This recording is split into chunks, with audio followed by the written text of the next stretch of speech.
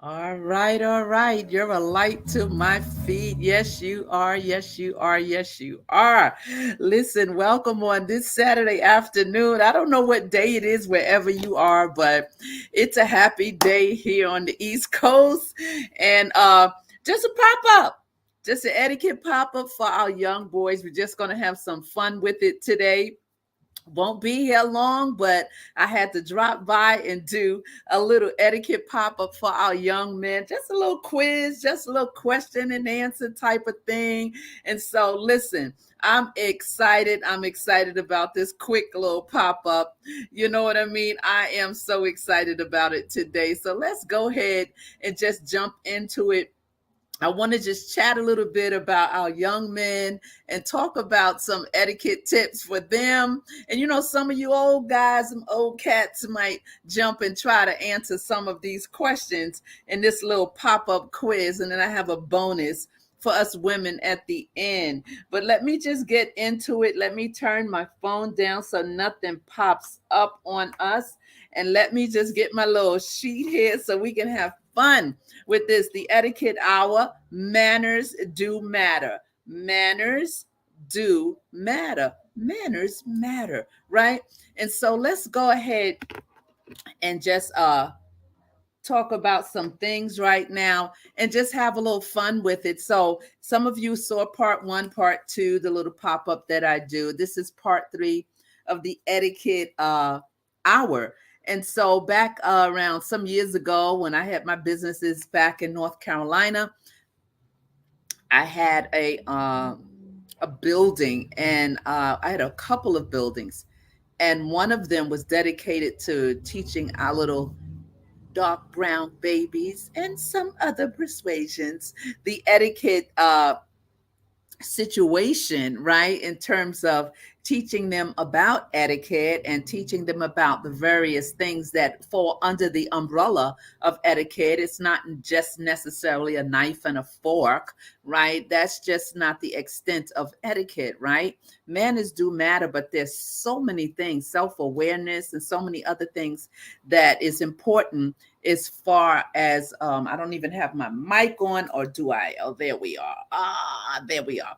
Uh, there's so many things to embrace under the umbrella of etiquette. And those of you that don't know that I'm an etiquette consultant, I got certified in Atlanta, Georgia, under the tutelage of I want to call her the etiquette queen on that side of the road, because there's a lot of etiquette queens out here, but Peggy Newfield. And I went to take her whole, well, I went there for a weekend and then came back with her 2 manuals of her life's work. And so that's why I desired to teach and share with adults and young people about some of the things that we always need. I know in today's day and time, we think that etiquette is not important, or we think that we don't need to teach our children about etiquette, or that, today is just a new day, a new time. But I believe that many of our young people are moving up the ladder, especially the new ones that are really, really taking everything by the reins and moving up the ladder, breaking ceilings and doing so many different things, as well as the corporate people, those of us who are older, those of us who didn't get the opportunity to learn a lot about the proper things, the proper way to speak, the proper words to say. And so, I just think, you shouldn't just throw everything away. I believe that these tips can help little boys, little girls, young boys, and adults as well. Seniors, you're never too old to learn some etiquette tips. So, but today we're dedicating this little cute moment to our boys, our young boys. So I'm just going to jump in and say some things, true or false, and see how you do. And I'm going to be giving the answers. So it's not like you're going to be able to take the quiz, but at least it'll give a little backdrop of information. And maybe if you have some little boys at home, young boys, young teens, whatever, you can teach them some of these tips. Let's jump into this. Let's go. Your suit sleeves should fall 1 inch below the break of your wrist. I'll say it again. Your suit sleeves should fall 1 inch before the break of your wrist. Is that true or false? What you say? All right, it's false. It should be a half an inch to 3. Let's keep it moving. A button down collar is less formal than other types of collars. Is that true or false, young man? I heard you. It's true. Yes, it's true. Casual attire means a sport coat, tie, and appropriate slacks for men. Is that true or false? It's true. Now, listen, in today's world, listen, a lot of these things have gone out the window. So I'm giving you the protocol. Okay. So someone might say, that's not happening anymore, Sheila. That's like days of old. Well, some things you just don't throw away. You agree? I agree. And we need to teach these things. We need to teach these tips and these etiquette protocols because our young people are going to the White House. They're going to be breaking ceilings. They're going to the corporate. They're bankers. And they need to understand certain protocols and certain etiquette formalities, right? Let's keep it moving. Your tie should fall 1 inch above your belt. Is that true or false? It's false. Here we go. With a suit, socks can be any length as long as they do not show when you cross your legs. Is that true or false? It's true. Your clothes say a lot about the way you feel about yourself. I'm sure everyone will get this right. True or false? True. It's true. Here's something. Now, I know we're all into cell phones and everything, and a lot of people, some folks still have house phones, and we still need to teach this because we never know when someone might need this. So, when you're in someone else's house, is it perfectly all right to use their telephone without asking? I heard you. That's false. Keep all telephone messages in your head. If written down, the wrong person might find out a private number. I'm sorry, a private matter. Let me say that again. Keep all telephone messages in your head. If written down, the wrong person might find out a private matter. False. Between 6:30 and 8 a.m. and 9 p.m. and 11 p.m. are great times to call your friends. Wrong, so wrong. When someone calls for your parents and they are in another room of the house, put the receiver down and yell for them, "Hey, mom, pick up the phone." No, don't do it. False. I'm sure that's what we do in our culture, in our home, but I'm just giving you certain protocols, okay? This is quick. I'll be out of your way in a second. How you like this? I like it. I like it. Okay, here we go. When being introduced to someone, listen intently to the person's full name. What do you think? I'll let you answer that one. When your parents' friends come to your home, stand up only when a woman is introduced to you. That's false. False. When introducing two people of the same age but different sex, it does not really matter whose name is stated first. Wrong. That's false. That is so false. The female's always first. Here's another one. A weak handshake simply says, "I do not want to hurt you. I do not want to hurt you." A weak handshake, go back to episode number 2, and we're talking about the handshake. I'm going to force you to go over there. Instead of writing, it is perfectly okay to call and thank your grandparents for your birthday gift. After all, they are just family. Instead of writing, it is perfectly okay to call and thank your grandparents. Now, in episode 2, we talked about the thank you note, and it only takes 4 lines for a thank you note. And I know today's world, people send a text. And I'm still into, I did show on episode 2, I'm still into cards. I'm still into thank you cards. I just think it's nice to send a thank you card every now and again to someone, but you only put 4 lines in a thank you note. You don't write a paragraph, right? You go over to episode 2. We're talking about that. An informal is appropriate stationery for most thank you notes. An informal is appropriate for stationery for most thank you notes. We're going to skip over that because today's world, you're rarely going to find that unless you're in some elite place and you're living a certain type of lifestyle and those things are expected of you. But if you like it, I love it. The study of body language can really help you. The study of body language can really help you. Is that true or false? It's true. It is not necessary to polish your shoes. No one looks at your feet. Now, I don't even know if they still sell shoe polish or if men still go sit up on the little seat and and get shoe shines. I know in New York, they still have them all in Grand Central Station. Men are on their way to work. The shoes look kind of dull. They're having a corporate meeting. They pop up on that seat. It's different from before. It's not looks like in a sense of that mentality where we were just shoe shine people. But now it's a business and people are making a nice income with doing that if you're located in the right spot. If you're in the right spot.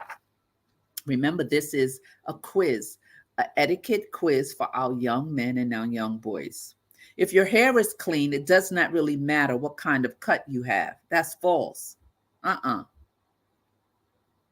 Now, zigzag is the European way of dining. I'm going to skip over that because I have not taught you about zigzag and continental dining. So that's not a question I want you to answer. We'll get to all the types and different types of dining because our young men need to know about the zigzag and the continental. I haven't even taught you about the water glass, so I'm going to end. The water glass is always on the right-hand side of your plate, and your bread plate is always on the left side. Now, that's true. Always remember that your water glass is on the right side, and your bread plate is on the left side. Remember that. Always, always, always, always, always. When one dines continental, one shifts the fork from the left hand to the right when cutting and eating. That's false, but you won't know. You might know if you know about continental and zigzag, but I'm going to skip over that and I'm not going to fail you for that question. Elbows are simply permitted on the table. I know you're going to say no, but it's false. I mean, it's true. You are able and you are allowed to put your elbows on the table in between meals, in between courses. It is absolutely acceptable, although we always were taught get your elbows off the table. So these are some protocols and some things that are allowed. Here's one. Oh, this one here. This is one of my pet peeves, just my personal pet peeve. Ah, the correct way to eat a roll is to butter the whole roll and then eat it in 3 or 4 large bites. Please don't do it. And if you do it, my sister, my brother, please stop. My little sister, my little brother, my adult brother, my adult sister. This is one for me that I know culturally we just pick up the roll, cut the roll, and butter it and start biting it. That's not the right. That's a pet peeve of mine, but that's just me. That's just Sheila. You are, oh man, I wish I could demonstrate, but I'm going to show you. You take a piece, first of all, if you have butter, you get the butter dish, you get the butter, you put it on some on the edge of your plate, right? So that you have your own butter on your butter plate and your roll, I should say, your butter plate. Yeah. And so you take a piece of the roll and you break a piece and you have your butter knife and you take a little butter and you put it on the piece and you eat it. And you take another piece and you take a knife and you do this and you put it on the piece and you eat it. You're not supposed to slice the roll open and just start gulping it down. Don't do it. Don't do it. Start changing that. Salt and pepper are passed together and placed on the table. That's true. Someone asks you to pass the salt and pepper, you pass them both together. The eating utensils at your place will always tell you what courses are being served. That is true. If you drop, listen, if you drop an eating utensil, quickly pick it up and wipe it off and with your napkin and put it back. Don't do that. That is so false, false, false. If you are eating a messy meal, like you Southerners and some of you folks up here in New York and some of you country folks in Texas, wherever you might be, and you are eating a spare rib, it is perfectly all right to tuck your napkin under your chin. What you think? What you think? But sometimes it's appropriate. And so I think that one can be, kind of tailored, especially if you have messy sauce and things going on, right? If you if you burp, if you burp or your stomach growls, the easiest way to hide your embarrassment is to pat your stomach and make little jokes about it. It's true and false. You do what you got to do. At a buffet, you can start eating as soon as half of the people have returned to your table. Half of the people, not one person, not two people, half of the people. That is true. Here's something. Some folks do it and they still do it because they like it. You like it? I love it. Never wear navy and brown together. It's true. But do what you do. Do what you do, right? I've given you some important things that you can shift to. This was cute. This was fun. Now, the bonus, although I did not put this on and split screen or anything, I'm going to hold it up. And this is for the ladies. This is something I want to put up so that we can have a refresher. This is a bonus. This is the end of what I'm going to talk about. So here's the bonus, the bonus, the bonus. And it is a 5-course dinner. And so I want you to understand, here is the place setting. And some of you probably already know about this. Let's see if I can do this properly. Let's see. Yeah, there it is. There it is. You see it? You see it. What do you see? This is a 5-course dinner setting. We all should know this because we might have a dinner party or we go out to one of those extravagant nights that we're going to put on our fancy clothes or whatever. And we need to not be intimidated. So I'll try to show you a little bit of the bread plate. The bread plate is here. You see it? The knife is facing, oops, the light changed it. Hold on. I have to make this I'm going to have to put this on a share screen. But in the meantime, the bread plate, you see the knife is facing you. The ridges of the knife always face you when you're resting a knife. If you're resting a knife at any point on any plate, the ridges face you, the ridges of the knife. Never put the knife at the top of your plate and the ridges are facing the other person. No.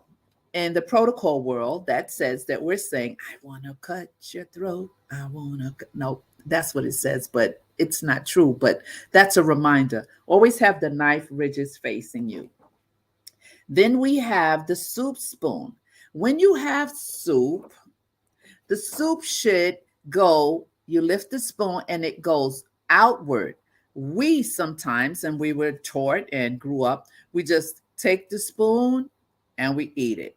Take it and bring it to us. Take it and bring it to us. But no, because what happens is it drops on us, it spills on us, it spills on our clothes. So the proper way to eat soup is to pick up the spoon and go outward to the end of the plate, the rim of the bowl. So you take the excess off the bottom and then you bring it to your mouth. What else can I give you? Okay, so here we have the water glass, and the juice glass. The water glass. Oh, I'm so sorry. I didn't make this a shared screen. Got it going all crazy. The water glass and the juice glass right here. The water glass and the juice glass. You see where it is on your plate, I'm saying on your table, right? Now, on the plate, you see, and you don't see, but I'm going to share with you. As you have a plate, there it is. The charger is holding the actual plate. The charger. The charger is that beautiful piece of ware that you put under your plate. This is, we're talking about a 5-course dinner. Then you have two. Now listen, you get confused sometimes about the napkin and the dinner and fork. The napkin, the salad fork is the shorter fork, and the dinner fork is the longer fork, and then the napkin is next to it. You see it here? Nope, over here. There it is. There it is. There it is. Okay. Oh, this is annoying me. Then on the other side, you have the salad knife and you have the dinner knife. I've already told you about the soup spoon, right? Here we go. Over here. Why can't I get it? There we go. There. Salad knife, right? Dinner knife. At the top of the plate, what do you have? You have a dessert fork. A dessert fork. Remember, this is a 5-course dinner. A dessert fork. And then on top of it, you see which way it's angled. You see? Over here. You see the dessert spoon, dessert fork. And that's it. 5-course. And the napkin, of course. I showed you on episode 2 how to do the napkin. I'm so sorry I was blinding you with the sheet of paper. I'm going to have to put some of these handouts on the split screen so you can see. So this was a 5-course dinner. So here we go, the 5-course dinner. Yeah, 5-course dinner. So if you don't know, these are the things that our young girls need to know. These are the things that we need to teach if they would just listen, right? If they would just listen, that's all I could say. If they would just have a desire to learn and to raise the bar, it would be so awesome for them. So awesome. So anyway, that's it for today. I think we had a nice little time. Let's see what song I'm going to play for you now that from my playlist, from my songs. Let's see. I think we'll go out with something up. Let's do It's Time to Praise the Lord. Let's do that.